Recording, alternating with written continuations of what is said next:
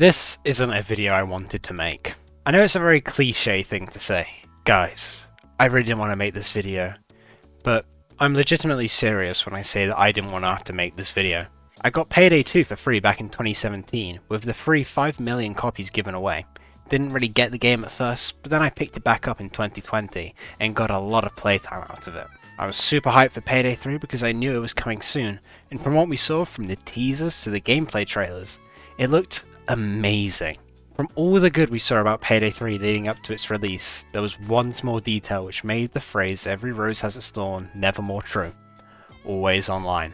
Now, I won't bore you to death by going over why always online is bad. The long and short of it is that it makes it harder for players who live in rural areas or areas with extreme weather conditions which can affect their connection, and the game will only be playable for as long as the servers are up. If you've seen what's happened with Payday 3, then you'll know where I'm going with this.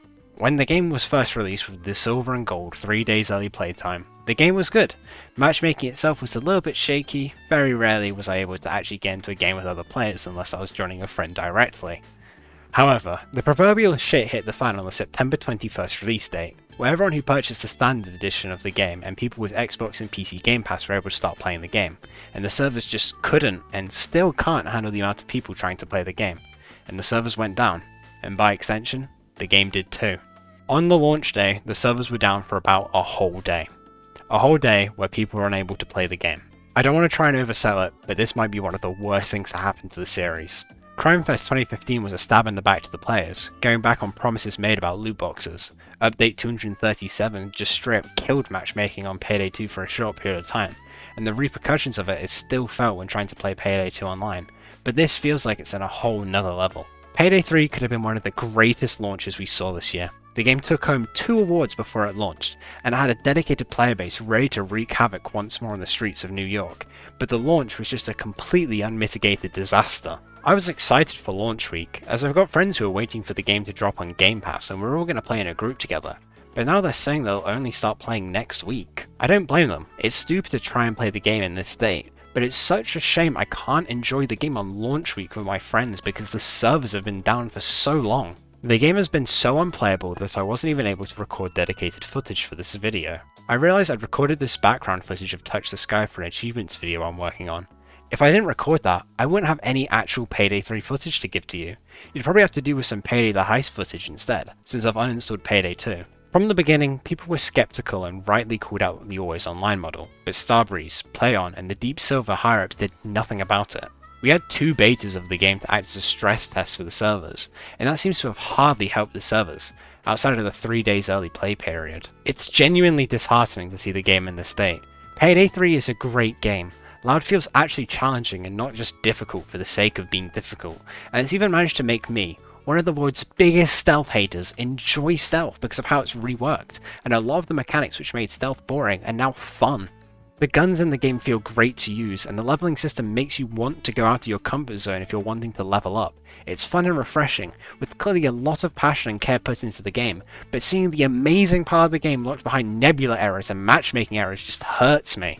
I won't pretend to be an expert on how games are meant to have successful launches, but I know that games have a launch like this and this poor of a state get tainted forever. We all know Cyberpunk for it, we all know Fallout 76 for it, we all know No Man's Sky for it. Games can recover from this. All of those games have recovered and are well received now, but the launches of those games will always be ingrained in the public's mind about them. It doesn't help either that the game is getting some pretty bad press about the whole ordeal. It's gone to the point where my dad, who vaguely knows about Payday, he knows it's basically just Heat but as a video game because I've talked about it before. He asked me what was going on with the servers because he saw articles about it on the tech websites he goes on. If that isn't a very bad sign, my dad, who has very little interest in video games, is aware that Payday 3 is having an incredibly rocky launch with its servers, I don't know what is. There are going to be a plethora of people who have no clue what Payday is, and are being first exposed to the series like this, and that's horrifying. I don't want to put the blame on Game Pass players here when I say this. People who play Payday through Game Pass are at no fault here, but I think that Payday 3 being available day 1 on Game Pass might have simultaneously been one of the smartest and one of the dumbest moves they could have pulled for the game.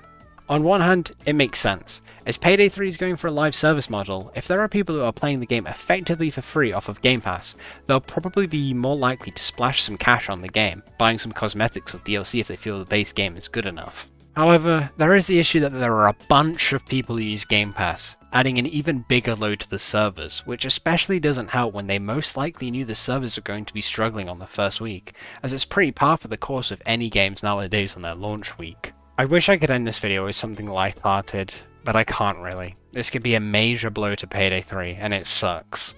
The game's been rightfully getting flack from practically every faucet you can think of because you can't actually play the game. People want to play Payday 3. I want to play Payday 3. You probably want to play Payday 3, but we can't. This brings me to something I and many others think should have been in the game on release: an offline mode.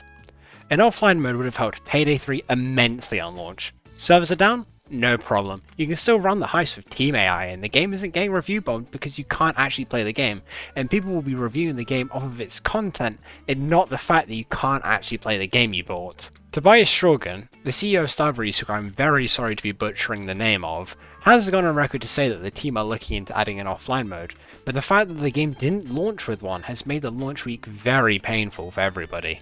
I doubt anyone from Starbreeze, Deep Silver, or PlayOn is watching this, but if you are, please do what you can to get these servers fixed.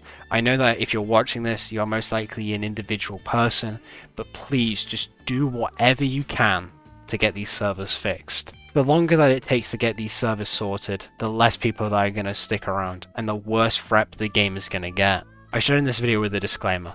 I know it's very easy to be angry about this. I, for one, am incredibly angry about this whole situation, but please be civil about this. Don't go out of your way to harass the developers of the game over this. At the end of the day, they are still people mostly just getting fucked over by the higher-ups who don't understand how the games and the servers work. With all that said though, I've been Cookie Dough, and try and have a good one.